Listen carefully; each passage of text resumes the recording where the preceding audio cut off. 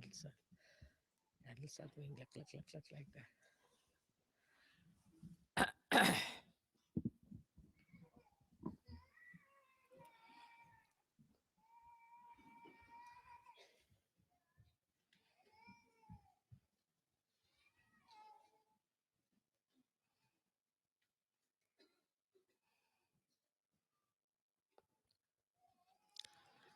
Last night was the night of complete darkness that they call it as Amavasya. And just now only the first phase of the moon has started.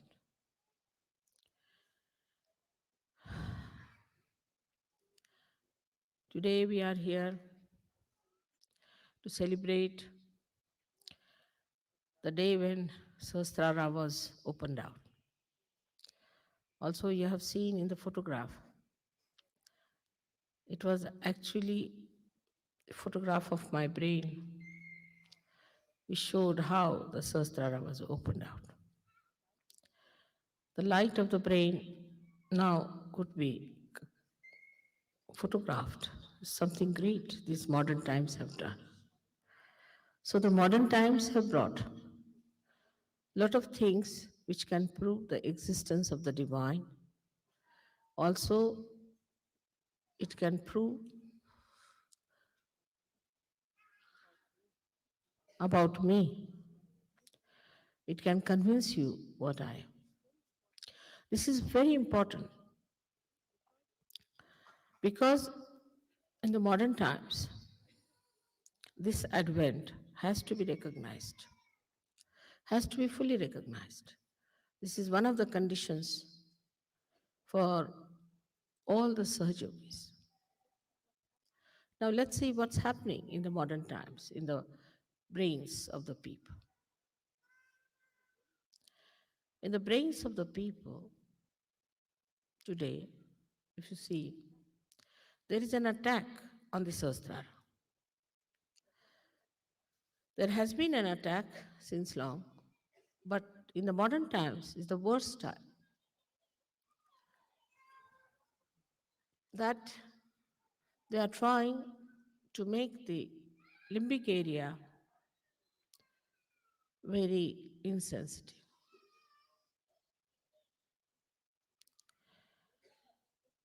Very depressive novels, very depressive thoughts, and very depressive music. You can say like Greek tragedy nonsense. All these things came from the medieval period till we should say this new age has started. That one itself was no good for our limbic area. That made us very depressive. We took to alcoholism to escape from the so-called miseries. But then came this modern age, in which people became overactive. Overactivity started. With that, the brain also became overactive. In addition to the dullness before, it's gone to the other extreme of overactivity. So to dull it again, they took to drugs. They took to very horrible music. That's how they made this limbic area very, very insensitive. So a drug which was just a stimulus to begin with was to be taken in greater quantity later on. They had to take the drugs which were of a much more severe nature. Went on like that, and now we know that this drug is the only way people think they can survive. Why? Because of the tension they talk of. In the modern times, we have something called tensions. It was never there before. People never talked of their tensions. Now everybody says, I'm in a tension. You give me attention. What is this tension? It's because of my advent. The limbic area wants to know about me. And the Kundalini also, as Surge Yoga is increasing, is trying to rise in people because you become the channels. Wherever you go, you generate vibrations, and these vibrations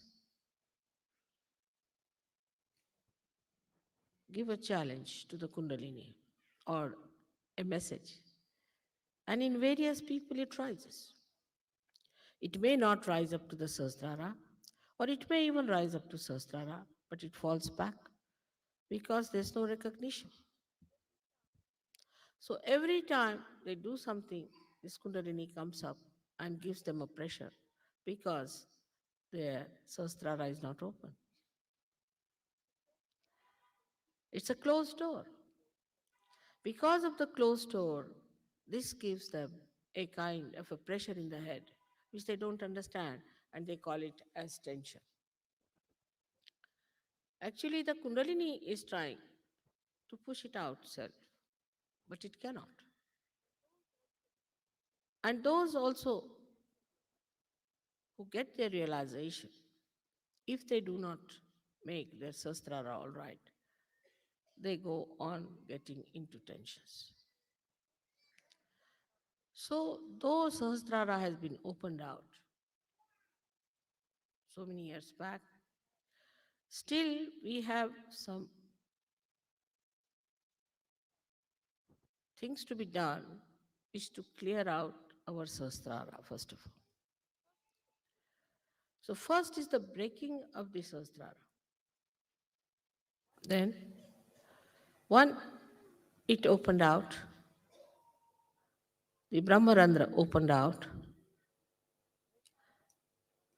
Then we started feeling the grace, and it moved onto our Ida and Pingala, the grace, not the Kundalini. And the grace, which is Chaitanya all round, soothed down our left and right side, by which our chakras opened more, and more threads of the Kundalini started piercing through. So I always tell Sajogis that it's important that you must meditate. If your Sahasrara is all right, all your chakras will be all right. Because as you know that the pithas or the controlling centers of all these chakras are in the brain, around the limbic area. So if your Sahasrara is clear, everything works out in a very different way. How to keep the Sahasrara all right is the big problem always people ask me. You know that I reside in the Sahasrara. I've incarnated on the lotus of 1,000 petals. That's why I could break it also. As I am today, as you see me, of course, they say Sahasrare Mahamaya. So this is the illusion which is all the time there for you, which is very elusive. It had to be that way because you could not have faced me otherwise with all the lights coming out of me, or the way you saw yesterday, Sahasrara, some sort of a uh, abstract colors thrown on all sides and the lights thrown outside. Please don't take photograph when I'm speaking, all right? You can take later on. There's no hurry about it. Just pay attention to my lecture. Please pay attention. It's important. It is to be told beforehand that nobody should take photographs during puja because it is a very intense thing. One has to work it out. Please pay attention. Even if you don't understand, it has effect on you. So I would request you to pay full attention to me when I'm talking. It works better. Now, this Sahasrara is to be looked after by you. It's the temple of your mother. When you say you put me in the heart, actually you put me in the Sahasrara. Because, as you know, the Brahmarandra here is the fontanelle bone area, has got the Pitha, the center, which controls the heart, which is the seat of the Sadashiva, or you can say of Shiva. So when you put me in the heart, actually you put me there.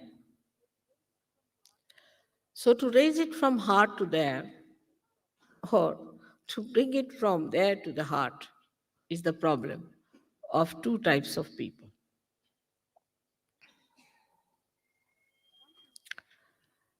Some people who are sensitive in their heart.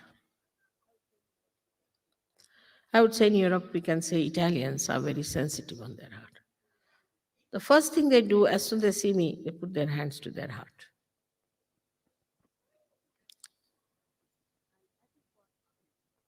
And that is what it is. That if you try to feel me in your heart to begin with, it's much easier. To feel me in your heart. Now you might say how to do it.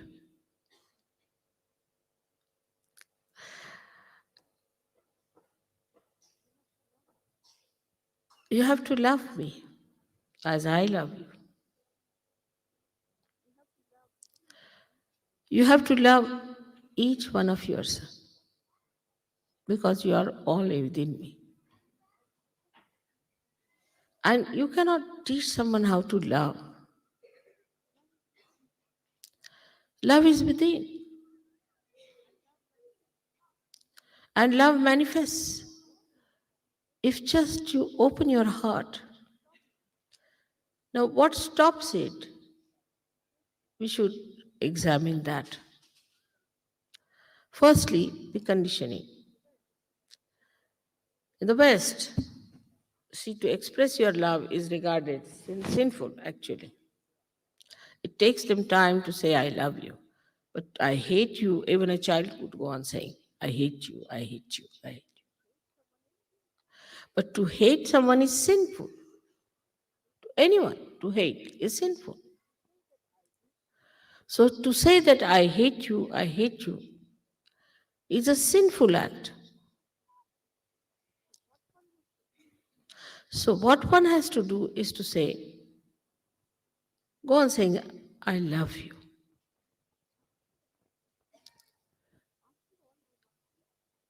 After all, you must love a person who is so dear to you. Anyone who has done something good for you, you love that person. But if the Adi Shakti herself has given you the rebirth, it should be the easiest thing to love. And if she says that they are all within my body, so should be even easier to love each other. So the whole cleansing of the Sahasrara is done through this love. This love, which is not conditioned, which is not inhibited, which doesn't want any respite, or doesn't want any return, nirvaj. But the conditionings are too much. First, the problem of conditioning comes to you when you think that this condition makes me hate someone, or I cannot love someone because this is the condition. But actually, the conditioning itself is so absurd if you see it one by one. To make it simple, I would like you to understand the conditioning part, where I read once an article, interesting one, who killed the romance? So he said that the hairdressers. I was wondering how is he connecting romance with the hairdressers? Because people used to go to a hairdresser. And one, say, hairdressing was liked by a person. So he would say that I love that hairdressing. Now, supposing his fiancée or his wife wore another type of hairdressing, because every day new things happen, then immediately the husband would say, oh, I hate you because of your hairdressing. Because he loves one type of hairdress, that's why he loves. Otherwise, if you have another hairdress, you hate it. I don't like it. To say that I don't like it and I like it itself is a sign that the conditioning is too much. You make a proper hairdress and you dress up properly and you come out, and then suddenly people say, oh, I hate it.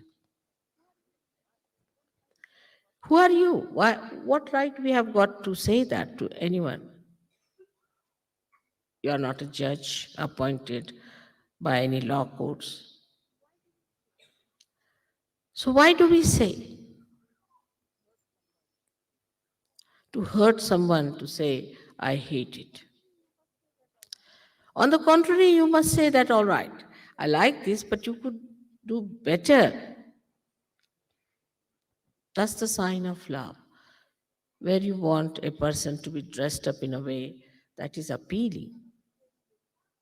But this is on a very, very baser level, we see people. Then we go further to see a person, how intelligent he is, how smart he is, how charismatic he is, how charming, that's another word which is very elusive, is. These are also kind of conditionings of the mind, that you think that a particular